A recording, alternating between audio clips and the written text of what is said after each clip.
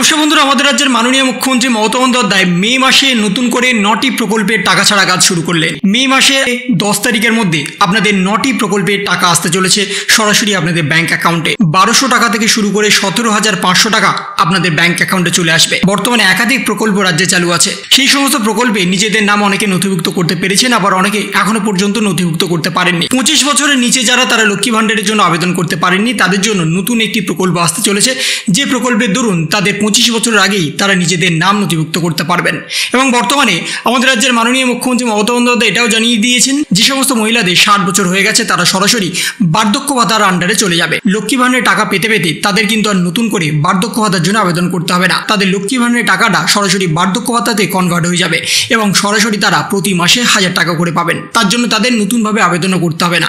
তাছাড়াও রাজ্যে একাধিক প্রকল্প চালু আছে, যেখানে ছেলেমেয়েরাও প্রতি মাসে টাকা পাবেন। যে সমস্ত যুবক যুবতী এখনো পর্যন্ত চাকরি পাননি, তাদের জন্য মাননীয় মুখ্যমন্ত্রী মমতা বন্দ্যোপাধ্যায় নতুন করে একটি প্রকল্প চালু করেছেন, যেখানে তারা প্রতি মাসে টাকা পাবেন। এবং এছাড়াও একাধিক প্রকল্পের টাকা ছাড়া কাজ শুরু করে দিয়েছেন। এবং সেই সমস্ত প্রকল্পের টাকা আপনারা কবে পাবেন, কখন পাবেন, কারা কারা পাবেন না, সেই সমস্ত কিছু নিয়েই আজকের এই সম্পূর্ণ ভিডিওটা। তাই ভিডিওটা একটু স্কিপ না করে শেষ পর্যন্ত দেখবেন। দেখে নিন পশ্চিমবঙ্গের 9টি প্রকল্পের মে মাসে অর্থ বন্টনের নতুন তালিকা। আমাদের রাজ্যের মাননীয় মুখ্যমন্ত্রীর প্রচেষ্টায় একাধিক প্রকল্প চালু হয়েছে। আগামী দিনে আরও অনেক প্রকল্প চালু হতে চলেছে, যার মাধ্যমে বাংলার সকল খেটে খাওয়া মানুষ আর্থিকভাবে স্বাবলম্বী হতে সক্ষম হয়েছে।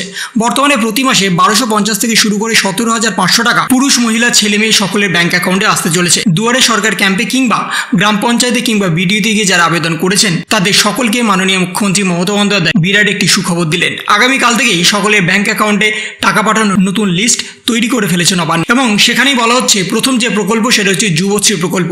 জেনারেল SC ST OBC যে সমস্ত ক্যান্ডিডেটরা প্রতি মাসে 1500 টাকা করে পান, তারা এই মাসেও 1500 টাকা পাবেন।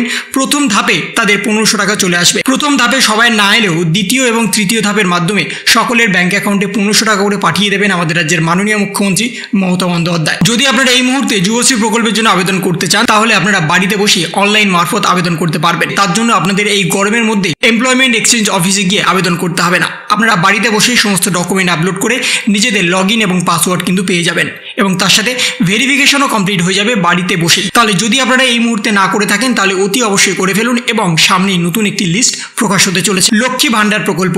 বর্তমানে জেনারেল SC ST OBC সকলের জন্যই লক্ষ্মী ভাণ্ডার প্রকল্পের টাকা দ্বিগুণ করে দেওয়া হয়েছে। 500 জায়গায় 1000, 1000-এর জায়গায় 1200 টাকা। তাই বর্তমানে যারা যারা এখনো পর্যন্ত টাকা পাননি, তাদের সকলকেই 1000 এবং 1200 টাকা পাঠাবেন আমাদের মাননীয় মুখ্যমন্ত্রী মমতা বন্দ্যোপাধ্যায়। সেটা প্রথম ধাপের টাকা। যদি প্রথম ধাপে আপনাদের টাকা না এসে থাকে, তাহলে দ্বিতীয় এবং তৃতীয় ধাপের মাধ্যমে আপনাদের সকলেরই ব্যাংক অ্যাকাউন্টে টাকা চলে আসবে। যদি আপনারা গত মাসে টাকা না পেয়ে থাকেন, তাহলে এই মাসে আপনাদের ডবল টাকা আসবে, অর্থাৎ 2000 এবং 2400 টাকা আপনাদের ব্যাংক অ্যাকাউন্টে চলে আসবে। সঙ্গে আছে মহিলা সমৃদ্ধি যোজনা। মহিলা গোষ্ঠীর সঙ্গে যুক্ত যে সমস্ত মহিলারা সরকারের তরফ থেকে আর্থিক সাহায্য পেতে চান, তাদের সকলকে 5 থেকে 30,000 টাকা পর্যন্ত দিয়ে দেওয়া হয়ে থাকে। তাই বর্তমানে যদি আপনারা 5 থেকে 30,000 টাকার মধ্যে যে কোনো একটি অ্যামাউন্ট নিতে চান, তাহলে আপনাদের একটি আবেদনপত্র জমা করতে হবে আপনাদের গোষ্ঠীর দলপতির কাছে। তারপরেই তিনি সরাসরি আপনাদের ব্যাংক অ্যাকাউন্টে 1 থেকে 2 দিনের মধ্যে সেই অ্যামাউন্টটা পাঠিয়ে দেবেন। সঙ্গে আছে বিধবা ভাতা। বর্তমানে বিধবা ভাতা প্রকল্পের টাকা আবার চালু করেছেন মাননীয় মুখ্যমন্ত্রী মমতা বন্দ্যোপাধ্যায়। এতদিন পর্যন্ত সেই টাকাটা আটকে ছিল। এখন থেকে প্রতি মাসে আপনাদের ব্যাংক অ্যাকাউন্টে 1000 টাকা করে পাঠাবেন বলে দিয়েছেন। তাই এই মাসেও আপনাদের 1000 টাকা চলে আসবে আগামীকাল থেকে 10 তারিখের মধ্যে। সঙ্গে আছে জয় জহর প্রকল্প। বর্তমানে ST ক্যান্ডিডেট যারা আছেন, তাদের জয় জহর প্রকল্পের জন্য প্রতি মাসে 1000 টাকা করে দিয়ে দেওয়া হয়ে থাকে। তাই বর্তমানে যদি আপনারা জয় জহর প্রকল্পের জন্য আবেদন করে থাকেন, সেটা গ্রাম পঞ্চায়েত হতে পারে, BDO SDO কিংবা দুয়ারে সরকার ক্যাম্প, তাহলে আপনিও পেয়ে যাবেন 1000 টাকা করে আগামীকাল থেকে 10 তারিখের মধ্যে প্রথম ধাপের টাকাটা। সঙ্গে আছে তপশিলি বন্ধু প্রকল্প, যেটা শুধুমাত্র ST ক্যান্ডিডেটদের জন্য। যারা যারা ST ক্যান্ডিডেট আছেন, বর্তমানে 1000 টাকা করে পেয়ে থাকেন আপনারা জানেন প্রতি মাসে, এবং আগামীকাল থেকে শুরু করে 10 তারিখের মধ্যেও আপনাদের ব্যাংক অ্যাকাউন্টে আসতে চলেছে 1000 টাকা। সঙ্গে আছে কৃষক বার্ধক্য ভাতা। কৃষক বন্ধু প্রকল্পের সাথে সাথে কিন্তু কৃষক বার্ধক্য ভাতাও প্রকল্প আছে, যেখানে 60 বছর ঊর্ধ্বে যে সমস্ত কৃষকরা এই কৃষক বার্ধক্য ভাতার জন্য আবেদন করেছেন, সেটা জেনারেল SC ST OBC সবার জন্যই 1000 টাকা করে দিয়ে দেওয়া হয়ে থাকে। এবং এটাও আগামীকাল থেকে সরাসরি 10 তারিখের মধ্যে প্রথম ধাপে টাকাটা আপনাদের দিয়ে দেওয়া হবে। সঙ্গে আছে মানবিক প্রকল্প। যে সমস্ত প্রতিবন্ধী ভাই বোনেরা আছেন বর্তমানে এবং 1000 টাকা করে পেয়ে থাকেন, তারাও আগামীকাল থেকে 10 তারিখের মধ্যে তাদের ব্যাংক অ্যাকাউন্টে 1000 টাকা করে পাবেন। এবং সর্বশেষ আছে বার্ধক্য ভাতা। এই বার্ধক্য ভাতার জন্য অনেকে আবেদন করেছেন, কিন্তু অনেকে এখনো পর্যন্ত সেই টাকাটা পাননি। তাই বর্তমানে যারা যারা এখনো পর্যন্ত টাকা পাননি, বকেয়া টাকা সমেত বর্তমান মাসের টাকাটাও আপনারা পেতে চলেছেন।